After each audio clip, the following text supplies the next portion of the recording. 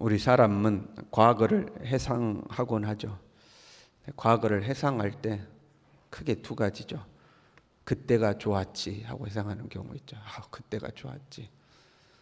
반대로 그때 참 힘들었지 하고 회상하는 경우도 있죠. 여러분 살아가면서 과거를 회상할 때마다 그때 참 어려웠지, 그때보다 지금이 낫지, 이게 될 수 있길 바랍니다. 지금이 내가 어려워져서 그때 내가 잘 살았었는데, 그때는 내가 좀 잘 나갔었는데, 이렇게 회상하는 것이 아니라 세월이 지날수록 우리가 더 잘 돼서 내가 그런 시절도 있었지, 내가 그렇게 어렵던 시절도 있었지, 이렇게 회상할 수 있기를 바랍니다. 욥은 지금 지난 시절을 되돌아보고 있거든요. 근데 욥은 그때가 좋았지 회상하고, 내가 그때는 그렇게 잘 나갔었는데 이렇게 회상합니다. 그리고 그것이 다시 회복되기를 소망하고 있는 거죠. 욥이 어떤 시절을 보냈는가 한번 살펴보고요.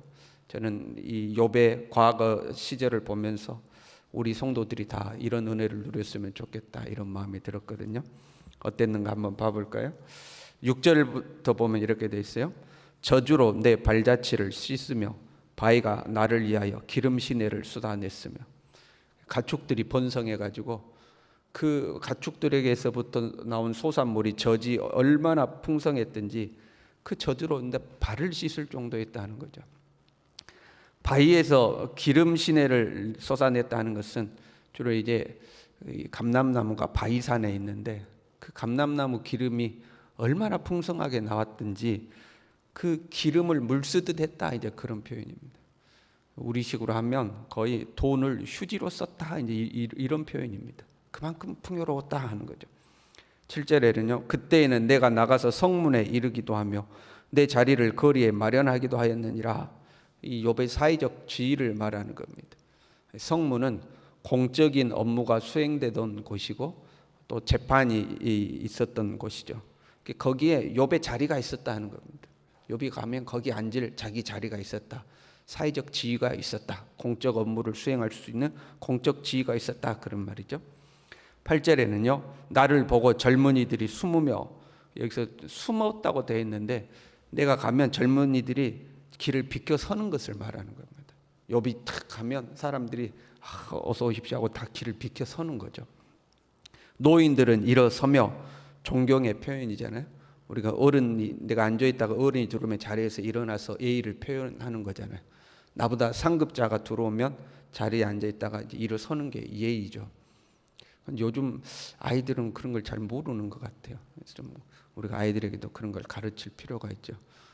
이게 욥이 들어가면 노인들인데, 노인들이면 이제 욥보다 나이가 많은 사람들 아닙니까?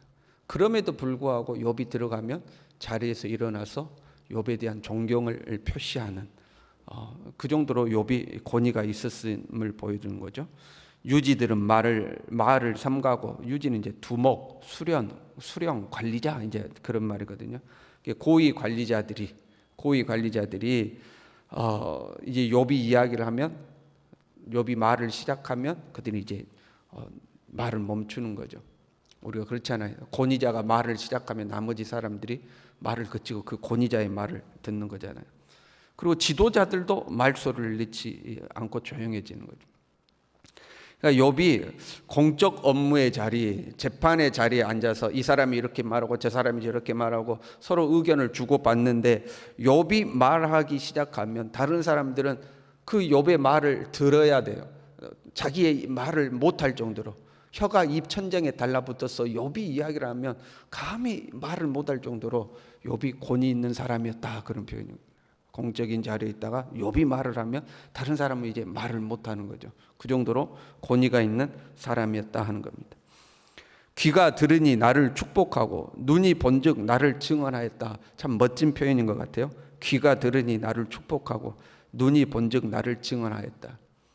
그런 거 있잖아요, 여러분. 사람들이 모여서 다른 사람에 대해서 이야기하잖아요. 보통 그런데요, 우리가 일반적으로요, 앉아서 다른 사람을 이야기할 때는 칭찬보다는요, 그 흠에 대해서 이야기할 때가 훨씬 많죠. 야, 이 사람은 이랬대, 저 사람은 저랬대, 이럴 때가 많잖아요. 근데 욥은요, 서로 앉아서 욥을 이야기하면요, 귀가 들은즉 나를 축복하고 이렇게 됐죠. 욥, 그 사람 대단한 사람이야. 욥은 정말 위대한 사람이야. 욥은 좋은 사람이야. 욥은 하나님의 사람이야. 하고 귀가 들은즉 욥을 축복하는 거예요. 저 사람은 복받기에 충분해. 이렇게 하는 거죠. 눈이 본즉 나를 증언하니, 길 가다가 욥이라도 보면 저 사람이 욥이야 그러면 저 사람이 욥이야? 진짜 저 사람이 욥이야? 하고 눈이 나를 본즉 증언하다, 이런 표현이죠. 참 멋진 표현이죠. 사람들이 욥에 대한 소식을 들으며 욥 대단한 사람이 하고 칭찬하고, 혹시 길 가다가 욥을 보면 마치 연예인 본 것처럼 저 사람이 욥이래 그러면 저 사람이 욥이야? 와, 욥이야? 와, 나 욥 봤어. 이제 뭐 이렇게 되는 거죠. 그만큼 욥이 훌륭한 사람이었어요. 거기에다가 욥은 많은 선행을 베풀었습니다. 12절에 이렇게 12절부터 보면 부르짖는 이민, 빈민, 도와줄 자 없는 고아, 망하게 된 자, 과부, 이런 사람들을 욥이 도와줬다는 거예요. 그리고 15절에 보면 나는 맹인의 눈도 되고 다리 저는 사람의 발도 되고 빈궁한 자의 아버지도 되며 내가 모르는 사람의 송사를 돌보아 주었다. 심지어는 내가 모르는 사람의 재판까지도 내가 도와줬다는 거예요. 지금으로 말하면 인권 변호사죠. 인권 변호사.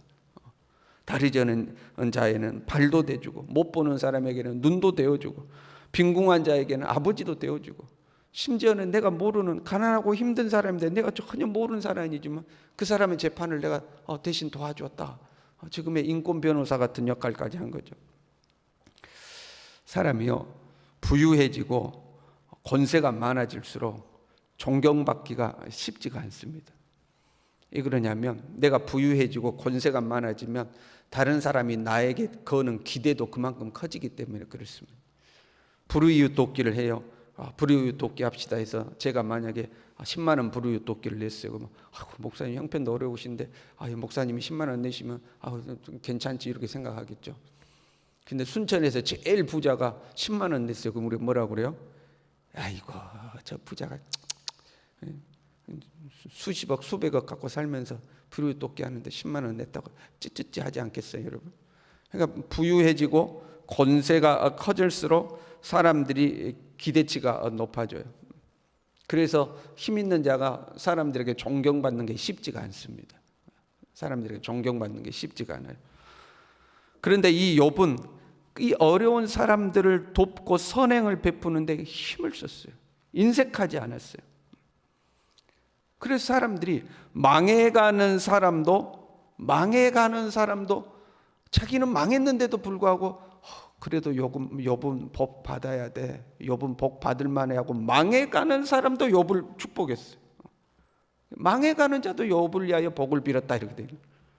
그만큼 욥은 최선을 다해서 어려운 사람들을 돕고 선행을 베푼 거예요. 사람 존경받으려면 선행을 많이 베풀어야 되는 거거든요. 또한 욥은 불의한 자와 손을 잡지 않았어요. 그렇잖아요. 지금 시대도 그렇잖아요. 어느 정도 높은 자리에 오르려면 불의한 자가 옆에 있는 경우가 많죠. 권세가 있고 사회적으로 높은 자리에 오르려면 불의한 자와 손을 잡아야 되는 일들이 알게 모르게 연결되어 있는 경우들이 상당히 많죠. 그런데 욥은 오히려 17절에요. 불의한 자의 턱뼈를 부수고 노획한 물건을 그 일세에서 빼내었느니라. 오히려 불의한 자를 징벌하고 그 불의한 자가 일세에 마치 탐욕스러운 자가 고기를 입에 뜯는 것처럼 이빨 사이에 남의 것을 빼앗은 것이 이빨 사이에 있는데 그를 턱뼈를 부수고 빼내어서 가난하고 빼앗긴 자에게 그걸 다시 돌려줬다는 겁니다. 정의를 행한 거죠. 그래서 사람들이 23절에 보면요, 그들은 비를 기다리듯 나를 기다렸으며 봄비를 맞이하듯 입을 벌렸느니라. 어디를 가든지 욥은 환영받는 거. 그 봄비를 맞이하듯 입을 벌렸다. 환호성을, 욥이 가면 환호성을 지르는 겁니다. 욥이 왔다고 환호성을 지르고 환영하고 하는 거. 25절에는요, 왕이 군대 중에 있는 것과도 같았고, 왕이 군대 중에 있는 것과도 같았다. 마치 왕처럼 사람들이 욥을 대우해 준 겁니다.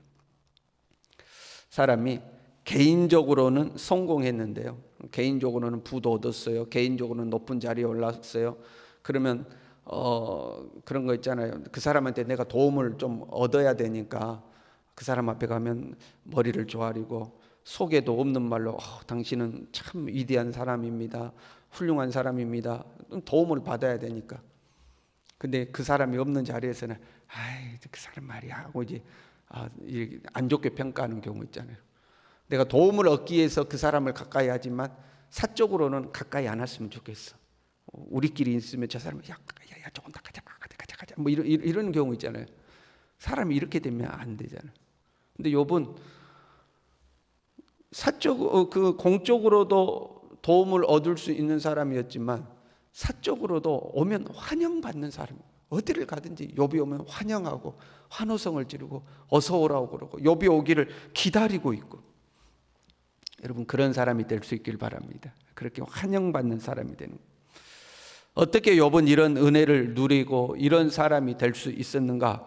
욥은 정확하게 그 이유를 알고 있었어요. 2절에 이렇게 이야기합니다. 나는 지난 세월과 하나님이 나를 보호하시던 때가 다시 오기를 원하노라. 하나님이 나를 보호하셨기 때문에, 하나님이 보호하셨기 때문에 그게 가능했던 거예요. 3절에는요. 그때에는 그의 등불이 내 머리에 빛이었고 내가 그의 빛을 힘입어 암흑에서도 걸어 다녔느니라. 우리가 후광이 있다고 그러잖아요. 후광. 성공한 사람이든가 뭐 존경받을 만한 사람은 후광이 있다고 그러잖아요. 근데 욥은 그 자신의 후광이 어디에서부터 왔느냐? 하나님의 빛이 내 머리에 비치고 있었다는 겁니다. 내 삶이 빛났던 이유는 하나님의 빛이 내게 비치고 있어서 모든 사람들이 우러러보고 존경할 만한 그 자리에 내가 있을 수 있었다. 그 욥은 높은 자리에 올랐음에 불구하고 그 하나님의 은혜를 잊지 않았어요. 그 하나님의 은혜 때문에 그렇게 된 것이라고 이야기하는 거죠. 4절에는요. 4절이 중요해요. 그때에는 하나님이 내 장막에 기름을 발라주셨도다. 이 번역이 약간 아쉽습니다. 그때는 하나님이 내 장막에 기름을 발라주셨도다. 기름을 발라주셨도다 이렇게 되어 있는데 지금 우리가 개정 성경이잖아요. 개역 성경에는 이렇게 되어 있었습니다. 그때는 하나님의 우정이 내 장막 위에 있었으며 이렇게 되어 있고요. 우리 교회학교 아동들이 보는 쉬운 성경에는 이렇게 되어 있습니다. 하나님의 집에서 달콤한 교제를 나누던 날들 이렇게 되어 있습니다. 왜냐하면 지금 이 기름을 바르다 할 때 이 기름이라는 단어의 뜻이 친밀함, 의논, 비밀 이런 뜻을 가지고 있습니다. 그러니까 하나님과 친밀한 관계 속에서 욥의 어떤 일들에 대해서 하나님과 의논하고 비밀을 나누던 그 친밀함을 표현한 단어입니다. 거기에서부터 욥의 모든 번영과 영광과 축복이 있었음을 욥이 지금 표현하는 거예요. 그거를 다 뭉쳐서 기름을 발랐다 하고 지금 성경을 번역을 해놓은 거예요. 욥이 마치 그 돈을 휴지 쓰듯이 그렇게 풍요롭고 사람들 속에서는 영광이 있고 환영받고 했던 그 과거 욥의 그 화려했던 모든 날들의 근원이 어디에 있느냐? 하나님과 친밀함 속에 있었다 하는 거예요. 하나님과의 그 친밀함 속에서 모든 것이 나왔다고 욥은 고백하고 있는 거죠. 욥은 과거를 회상하면서 개인의 부와 영광을 회상하는 것 같지만 사실 하나님과의 친밀했던 과거를 회상하고 있습니다. 하나님과의 친밀했던, 하나님과의 특별했던 그 관계가 자신의 모든 영화의 원인임을 고백하고 있는 거죠. 전능하신 하나님이 나와 함께 하셨기 때문에 거기에서부터 나의 모든 이 번영이 있었다 하는 거죠. 부와 영광이 회복되기를 소망하는 것보다 하나님과의 그 친밀함이 회복되기를 욥은 소망하고 있는 겁니다. 사람이 간혹 가다가 그런 사람이 있어요. 어려울 때는 그렇게 하나님 의지하다가 성공하면 스스로가 하나님으로부터 멀어지는 사람이 있습니다. 왜냐하면 내가 성공한 부와 명예를 누리고 살아야 되니까 부와 명예를 누리고 살기도 바쁜데 하나님께 헌신하고 봉사할 시간이 없는 거죠. 그리고 내가 소유한 부와 영광을 하나님께 다시 드리기가 아까우니까 그래서 하나님과 스스로 멀어지는 사람들이 있죠. 그런데 그거 아닌 거죠. 그거 아닌 거죠. 하나님과의 친밀함이 마치 생명의 시냇가와 같음을 우리가 알고요. 그 하나님의 생명의 시냇가에 뿌리를 깊이 내리고 주님과 그렇게 살아가는 우리 모두 될 수 있기를 바랍니다. 기도하겠습니다.